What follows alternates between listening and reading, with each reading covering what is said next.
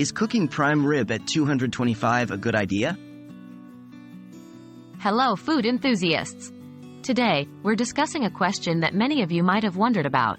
Is cooking prime rib at 225 degrees a good idea? We'll explore the pros and cons of this method, and whether it can help you make a delicious and juicy prime rib. What's the concept behind cooking at 225? The idea of cooking a prime rib at a temperature as low as 225 degrees Fahrenheit comes from a method known as low and slow cooking. This method allows for the meat's connective tissue to break down and render without letting the meat dry out.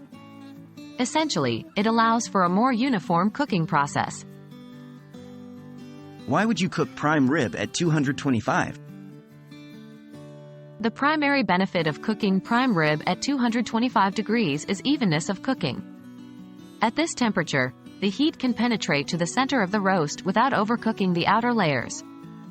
This can result in a roast that is evenly cooked to the desired doneness from edge to edge. Another advantage is that this slow cooking method can improve tenderness and flavor. As the prime rib cooks slowly, the fats and collagen have time to slowly render and permeate the roast, enhancing its flavor and juiciness. Are there downsides to cooking at 225? Despite its advantages, cooking prime rib at 225 degrees is not without its challenges. The most obvious one is time. This method can take significantly longer than traditional high-heat roasting. So, if you're planning to serve prime rib for dinner, make sure to factor in enough cooking time.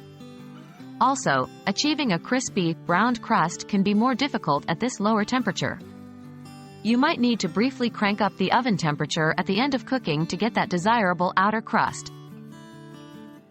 So, is cooking prime rib at 225 degrees a good idea? The answer depends on your priorities. If you value even cooking and enhanced flavor, and you have the time to spare, then the low and slow method could be a great option for you.